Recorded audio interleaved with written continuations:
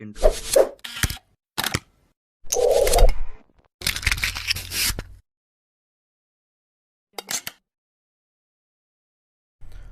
Malam Lailatul Qadar atau malam kemuliaan adalah bila seorang muslim mengerjakan kebaikan-kebaikan di malam itu, maka nilainya lebih baik dari mengerjakan kebaikan selama 1000 bulan atau sekitar 83 tahun.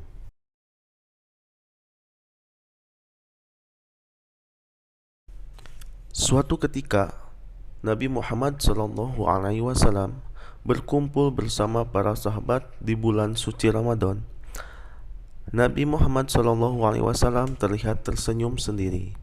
Lalu ditanya oleh para sahabatnya, "Apa yang membuat tersenyum, wahai Rasulullah?" Beliau menjawab, "Diperlihatkan kepadaku di hari akhir, ketika seluruh manusia dikumpulkan di padang mahsyar, ada seorang nabi yang membawa pedang dan tidak mempunyai pengikut satupun masuk ke dalam surga. Dia adalah Syam'un."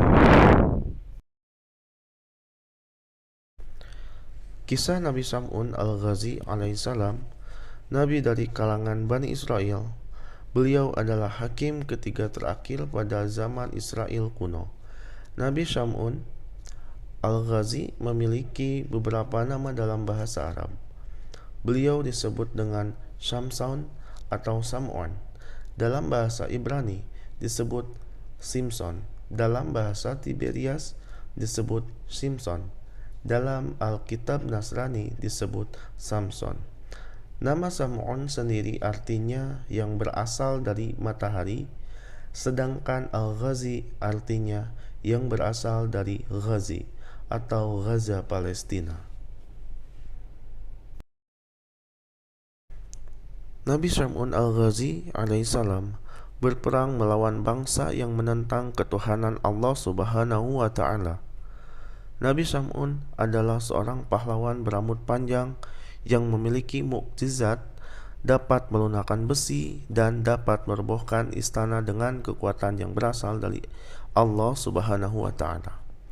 Nabi Syam'un memiliki senjata pedang yang terbuat dari tulang rahang unta yang bernama Liha Jamal.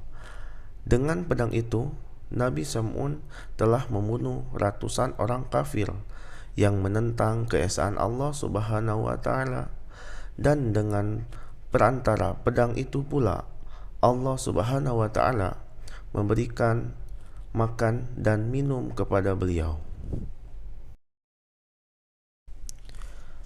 Nabi Syam'un adalah seorang muslim dan ahli ibadah yang disegani kaum kafir.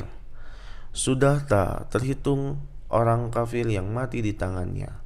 Selain itu, Nabi Syam'un juga ahli ibadah yang sanggup beribadah 1000 bulan dengan mengerjakan salat malam dan siangnya beliau berpuasa.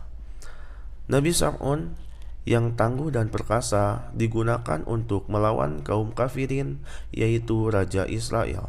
Dan kesaktian Nabi Syam'un membuat kewalahan kaum kafirin hingga mereka mencari cara untuk bisa menundukkan Nabi Syam'un.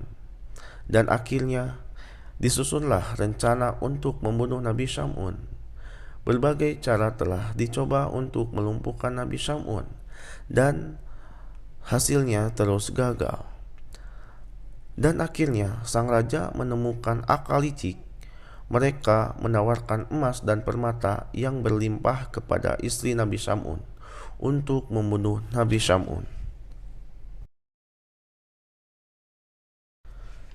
Setelah dirayu dengan harta, sang istri mengiyakan ajakan kaum kafir untuk membunuh Nabi Syam'un. Maka orang kafir memberikan ide kepada dia untuk mengikat kaki dan tangan Nabi Syam'un ketika beliau tertidur. Pada hari pertama, sang istri Nabi Syam'un gagal karena ketiduran, menunggu Nabi Syam'un mengerjakan salat malamnya. Keesokan harinya, Nabi Syam'un berhasil diikat oleh tali yang sangat kuat, dan Nabi Syam'un pun terbangun dan berkata, "Wahai istriku, siapa yang mengikat kaki dan tanganku Istri beliau menjawab, "Aku yang mengikat, hanya sekedar menguji sampai mana kekuatanmu itu." Nabi Sam'un pun melepas dan mengucapkan doa, dan lepaslah tali tersebut dengan mudahnya. Dan keesokan harinya, hal yang sama dilakukan dengan menggunakan tali rantai, dan hasilnya pun sama. Kemudian istrinya membujuk Nabi Sam'un untuk menceritakan rahasia kekuatan tubuhnya. Dan Nabi Sam'un pun berkata, "Wahai istriku, aku adalah wali di antara wali kekasih Allah. Segala perkara dunia ini tidak ada yang sanggup mengalahkan kekuatan diriku. Aku mempunyai rambut panjang ini, dan ketahuilah bahwa tidak ada seorang pun yang mampu mengalahkan dalam perkara dunia kecuali rambutku." Nabi Sam'un memang memiliki rambut panjang, dan digambarkan bahwa ujung rambutnya akan menyentuh tanah saat beliau berdiri. Setelah mengetahui kelemahan Nabi Sam'un, lalu istrinya mengikat Nabi Sam'un dengan 4 helai rambutnya di waktu malam ketika Nabi Sam'un tertidur. Dan ketika Nabi Sam'un terbangun, beliau kesulitan membuka ikatan dan tak berdaya untuk memotongnya. Dan istrinya pun bergegas untuk memberitahu kepada Raja Israel. Nabi Sam'un pun dibawa ke istana ke hadapan raja dan pada kaum kafir, lalu diikat pada tiang utama istana dan dipertontonkan kepada kaum kafir, dan mereka memotong kedua telinga, bibir, kedua kaki dan tangannya. Nabi juga disiksa dengan dibutakan kedua matanya. Mereka menyiksa Nabi dengan tujuan agar beliau meninggal secara perlahan. Pertolongan Allah Subhanahu wa Ta'ala pun datang. Begitu kejinya siksaan tersebut, hingga Allah Subhanahu wa Ta'ala lewat perantaranya malaikat Jibril berbicara dengan suara yang hanya bisa didengar oleh Nabi Sam'un.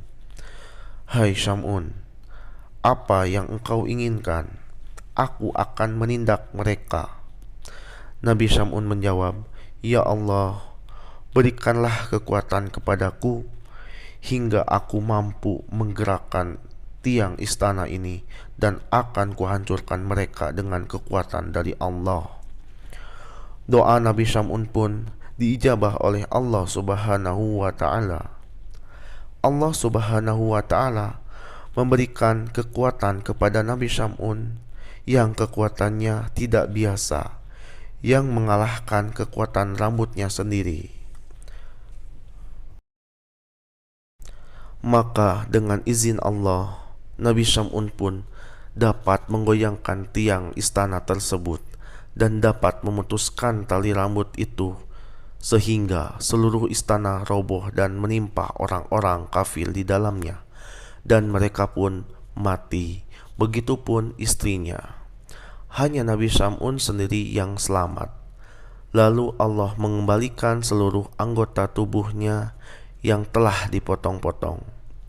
Setelah peristiwa itu, Nabi Sam'un bersumpah kepada Allah Subhanahu wa Ta'ala akan menebus seluruh dosanya dengan berjuang menumpas semua kebatilan dan kekufuran selama 1000 bulan tanpa henti.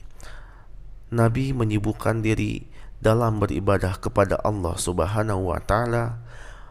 Malam hari dia lalui dengan salat malam, sedangkan siang harinya beliau berpuasa.